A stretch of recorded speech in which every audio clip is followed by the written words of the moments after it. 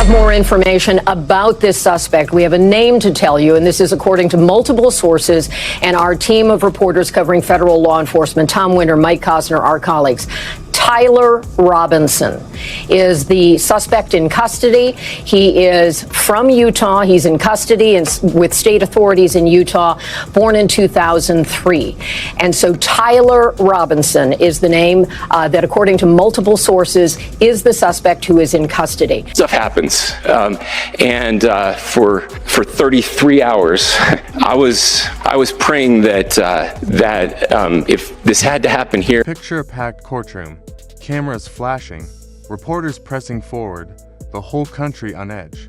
The accused, the man charged with killing Charlie Kirk, spoke in a voice that cracked under the weight of what he was saying. Tyler Robinson did more than admit he pulled the trigger. He said someone paid him. He claimed a powerful political group, the opposition, hired him to make sure Charlie Kirk could never speak again. Those words hit the room like an explosion. People screamed. Reporters shoved each other to get a clear shot. Erica, Charlie's widow, folded into herself and sobbed, clutching a single photograph, the one showing the moment her husband humiliated a rival during a heated debate. Back then, the rival had looked defeated, humiliated. Now, a few months later, Charlie was dead, and the man in the dock was pointing straight at the leader who had lost that debate. Then prosecutors rose and waved papers high. They displayed bank transfers, hidden messages, and phone records that had supposedly been wiped. An FBI official said agents had recovered a short message that read, "Mission complete. Payment ready." The courtroom gasped. A juror stood up, hands shaking, and said they had been threatened, told to keep quiet or their family would be harmed. Suddenly, this case was no longer simply about a killing. It had become a scandal that could expose corruption and power at the highest levels. Erica's voice, raw with grief, cut through the noise. If there is no justice today, then history itself will betray us. Millions streaming the trial sensed this was about more than one life. It felt like the country's conscience was on trial. For a moment, time seemed to stop. Everyone watched as Tyler Robinson leaned forward, tears in his eyes, lips trembling. Then he spoke words that detonated across the nation. "Yes, I was paid. Paid by them, by a top leader from the other party. They used me to kill Charlie because he was the one man they could not silence any other way." The room erupted. Some people shouted in disbelief. Others sank back in stunned silence. Journalists raced to send out breaking alerts. Hashtags began to appear on every platform. The judge hit the wooden block and tried to restore order. But the storm had already begun. The lead prosecutor did not wait. He held up a thick file and announced there was proof. Money had moved from accounts tied to the opposition straight into Tyler's hands. He spoke of encrypted transfers and offshore accounts. According to him, this was not random violence, but a planned, paid assassination. A conspiracy reaching to the top. The crowd reacted. Some shouted shame, others wept openly. For Charlie's supporters, this moment felt like validation. For his critics, it was a shocking, bewildering nightmare. Then came the image that would not leave people's minds. Erica stood, shaking, the photograph held high. It showed Charlie Kirk on a debate stage, pointing a decisive finger at the rival who now faced whispered accusations. In that clip, Charlie had dismantled his opponent's arguments in front of millions. Erica's voice trembled as she spoke plainly. "My husband told the truth. He defeated him on stage. For that, they killed him." Her words froze the room. Cameras captured her tear-streaked face and the photo clutched in her hand. Within seconds, the image was everywhere online, shared with captions. Finally, the truth comes out. Emotions flared. People reposted the picture, argued about it, and used it to fuel outrage. The defense fought back. They shouted that Tyler was lying, that he had invented the story to save himself. They called him a desperate man twisting facts to survive. Yet the prosecution had backup. An FBI agent was called to the stand. He said agents had recovered deleted files from the rival leader's phone. Among them was a message that read, "Mission complete. Payment ready." The words landed like a gunshot. Reporters swarmed the exits. Some witnesses fainted. The judge tried to calm the chaos, but the revelation acted like a bomb. Already the internet was filled with footage. Tyler's shaky confession, Erica's breakdown, the prosecutor's damning documents, and the juror's plea for protection. Cable anchors argued loudly. Headlines raced across screens. Was Charlie Kirk killed by political enemies? Courtroom chaos as juror threatened. FBI recovers deleted texts. Social feeds filled with accusations. The rival leader's image circulated with furious labels. At the same time, leaked footage began to appear. Grainy video of Tyler meeting someone resembling the accused rival weeks before the crime. In it, an envelope seemed to pass from one to the other. Millions watched, debated, and shared the clip, and speculation exploded. Was this proof the confession wasn't a lie? Erica felt crushed under the weight of everything. She held her family close, but kept speaking, her voice steady and fierce. If there is no justice for Charlie, then history will betray us. If his death means nothing, then America loses its heart. Her words echoed far beyond the courtroom. People gathered in the streets. Protesters waved banners demanding answers and calling for the rival leader to step down. Opposing voices insisted the evidence was fake, that the trial had been manipulated. But the seed of doubt had already spread. Inside the courthouse, the judge had no choice. He postponed the trial until the safety of everyone involved could be guaranteed. The gavel slammed. The room descended into a fresh wave of chaos. Some people screamed in anger, others cried. Reporters shouted into microphones as phones recorded every reaction. Erica sank back into her seat, her body trembling with grief and rage. Tyler was led away, still murmuring the words that had echoed across the nation. As the courtroom emptied, one chilling fact settled in. This was not only about one man's death. It raised questions about power, corruption, and whether those with influence could buy silence. To millions watching live, one terrifying question rose to the surface. If they could silence Charlie Kirk, how many others might be at risk? In the hours that followed, the scene replayed on screens across the country. Video clips showed Tyler in the witness box, sweating and shaking, and then speaking in a voice like thunder. Yes, I was paid. Paid by powerful men who wanted Charlie Kirk gone. The crowd gasped. Erica clutched her chest as sobs echoed. Prosecutors lifted documents high, pointing to bank records and file transfers as proof of a deep conspiracy. This was planned, the prosecutor cried. A cold, premeditated plot to end a life. The defense countered with loud objections, calling the claims lies. But the social media reaction had already flooded every corner of public life. Within minutes, a leaked, shaky clip appeared, the very one showing Tyler and the man who looked like the rival leader in a private room. An envelope changed hands. The footage spread like a spark in dry grass, igniting anger and suspicion everywhere. Then the juror's confession increased the urgency. Standing in front of everyone, the juror said they had received explicit threats the night before. If you convict, your family will die. That revelation turned fear into panic. Court officers moved quickly to secure the juror. Whispers and rumors filled the air. People realized that even the jury could not be safe. When the judge slammed his gavel again, he declared the situation beyond a simple criminal proceeding. He warned the courtroom. What was happening threatened justice itself. Outside, millions watched a trial morph into something much larger, a national controversy that would not fade quickly. The rival leader's face began appearing everywhere online, accompanied by harsh labels and accusations. Some called him a mastermind. Others pleaded for restraint until a full investigation could take place. In the meantime, secret footage and recovered messages kept surfacing, each new item pushing the story further into public consciousness. Erica's photo of Charlie on the debate stage became a symbol. Online, people captioned it with lines like "The truth finally comes out and he died for speaking the truth." The mix of a bereaved wife, a shaking defendant, and shadowy financial records made the moment feel larger than a single courtroom. It felt like a turning point. People asked what they could believe and who they could trust. As the trial paused, emotions ran high on both sides. Supporters marched and demanded accountability. Others warned against rushing to judgment. Still, the damage was done. The seeds of suspicion had grown into a storm. The story that began as a criminal trial now threatened to reshape political life and public trust.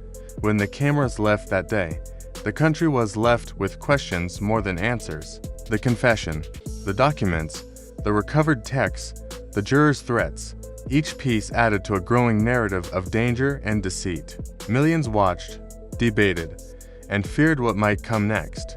For those who loved Charlie, a raw ache remained. For those who sought the truth, work had only just begun. And for everyone watching, one thought lingered long after the gavel fell. A courtroom that day did more than hear a case. It exposed a wound that might take a nation a long time to heal. They stitched together old clips of Charlie's speeches and matched them with headlines about his death. The result was a cold, heart-stopping montage that left many viewers in tears. Within hours, one post went viral. Its message was blunt. They killed him because he refused to be bought. Now his blood is on their hands. That post spread like wildfire, shared by millions almost overnight. The defense made a last, risky move. They tried to make Tyler look unstable, a liar pushed to the edge and grasping at a way out. It was their final, desperate attempt to save him. Then the prosecutor struck back with evidence that stopped everyone in the room. He laid out surveillance logs, records of secret meetings, coded emails and bank transfers that followed the money step by step. The atmosphere changed. The hearing chamber felt less like a court and more like a pressure cooker about to blow. Erica crumpled, sobbing and whispering Charlie's name. Tyler lowered his head and repeated, in a small, broken voice, "They told me it was the only way." The judge, looking shaken, announced something no one expected. The trial would be paused. Security concerns were too great and the files too explosive. No sooner had he said it than pandemonium erupted outside. Media vans swarmed, helicopters spun above, and crowds filled the street shouting for answers. America wasn't merely watching, it was furious. As Erica was led away, her face streaked with tears. She spoke words that gripped the nation. If justice is denied today, this country will never heal. Charlie's death will hang over us forever. Her voice trembled, but carried. The moment was captured live and shared on every platform. Hashtags asking who ordered the hit trended across the globe. The courthouse morphed into a fortress overnight. Armed security posted at every entrance. Barricades blocked avenues, and helicopters circled in the sky like ominous sentries. What began as a murder trial had shifted into a national crisis. Protesters held up banners with Charlie Kirk's face, calling for accountability. Opposing groups insisted the whole thing was staged. Political theater meant to divide people. The country felt split wide open, not just in opinion, but in its very heart. Inside the chamber, the pressure was unbearable. Tyler Robinson sat, hollow and defeated, as though each confession had peeled away a part of him. Across from him, Erica clutched a photograph of Charlie to her chest, eyes raw from too many sleepless nights. When the judge entered, his pallor showed the weight he carried. Even he seemed aware that the events unfolding would be a page in history. The prosecutor did not hesitate. He placed a USB drive on the table and announced, "We have new material." Screens in the room lit up and the footage played. What appeared on the screen shattered the hush. A hidden camera's recording of a dim backroom, smoke curling in the air, voices in the background. There, unmistakably, was the political leader everyone had suspected, laughing, shaking Tyler's hand, and speaking plainly, "Once he's gone, we'll control the stage. Payment doubles after the job is complete." The room reacted as if struck. Erica fell into her lawyer's arms, crying out Charlie's name. Tyler buried his face in his hands and collapsed into uncontrollable sobs. The defense team looked stunned, their argument collapsing like a house of cards. Outside, networks cut into programming to replay the clip. Online, the video looped endlessly. Hashtags such as hashtag smoking gun and hashtag leader exposed blasted across feeds. Comment sections swelled with anger, grief, and disbelief. Millions reposted debate clips of Charlie, calling him a martyr who had been silenced for speaking truth. Then the FBI released something even more damning, an encrypted document leaked by an insider that tied the assassination funds not to one man alone, but to a whole political network. The paper trail pointed to dozens of high-ranking officials. The courtroom filled with a storm of whispers, then shouts. The judge struck his gavel hard and demanded order. But control had already slipped away. Reporters pressed forward with questions while security tried to hold the crowd back. In a moment no one expected, a juror, a middle-aged man, shaking, stood up and said, "They threatened me last night. My son was followed home. They want me to change my verdict. Or else." His confession landed like a bullet. Chaos followed. People cried, others fled. Confusion and fear spread through the audience. The lights blinked strangely for a second and then everything went dark. In the hush that followed, footsteps and gasps echoed. When power returned, someone had thrown red paint across the defense table, splattering it like a horrible symbol. A warning had been sent. Erica clutched her chest and whispered through her tears, "This is not just a trial. It's a war." Outside, the nation boiled over. Mass protests evolved into violent clashes. Fires burned in city blocks. Police in riot gear met furious crowds who demanded the arrest of those shown in the footage. Videos of Erica weeping in court went viral and only made the public angrier. Satire accounts and image memes painted the leader as a tyrant, his face stamped with the word killer in bold red letters. Inside the building, the defense made one final claim. The footage was doctored, a political setup intended to destroy reputations. But experts quickly rebutted that claim. Forensic analysts confirmed the recording was authentic. The defense's story lost further ground. Their client's political machine crumbled in real time as more documents and witness statements came to light. Then the judge delivered another blow. "Under these conditions, this trial cannot continue," he said. "The threats, the violence, the overwhelming evidence. This is now a matter of national security." People in the gallery were stunned into silence. Erica sobbed openly. "Do not delay," she begged. "Do not let Charlie's truth be buried again." The crowd cheered, but security ushered spectators out. As Erica left the building, cameras swarmed her like bees. She repeated, "They killed him because he spoke the truth. If they silence this case, justice in America will be dead." Those words spread fast. Clips were played on every channel and looped in millions of short social videos. The nation felt like it was fracturing beneath the weight of its secret history. The system groaned as if ready to break. Then came the night that pushed everything over the edge. Erica left the courthouse under heavy protection. Her security convoy moved through the city when shots rang out nearby. Windows shattered. Tires squealed. Panic erupted. The SUV carrying her swerved. Police rushed onto the scene, and within minutes the news had broken: an attack on Erica, France. Social media filled with fear and anger. People asked aloud, was someone trying to end her too? Was this another move to bury the truth? By morning, the image that stayed with the country was simple and brutal. A photograph, Erica's blood-stained picture of Charlie lying on the courthouse steps, was shared and reshared millions of times. The nation inhaled and held its breath. The single question everyone repeated, in tweets, on TV and in living rooms, was chilling and direct. Who ordered the hit? How far will they go to silence the truth? Take a breath. What you just read is not a small story. It's a tragedy that feels as if it's ripping the country apart. Charlie Kirk's death was not only a killing, it was the silencing of a voice that many believed spoke too loudly, too honestly, too fearlessly. Tyler Robinson's confession rattled the hearing room. FBI documents exposed a political machine fed by blood money. Erica France stood before the world and begged for justice. When you think about it, the stakes go far beyond one name. If a prominent figure can be killed in broad daylight, if jurors can be threatened in their homes, and if someone who seeks the truth can be attacked while under protection, then our idea of justice starts to look fragile. This story about more than Charlie. It represents every voice they might try to hush, every truth they attempt to bury, every life they think can be erased without consequence. Now America faces a question that echoes louder than any single headline. Who gave the order? And who will be held to account? If these events have made you ache, filled your chest with outrage, or left you sleepless, then don't just scroll past. Share the story. Talk about it. Talk to friends and family. Demand answers from leaders. Push for transparency. This is a public crisis that needs public pressure. The next chapter promises to be darker and even more dangerous. This is not simply the end of a trial.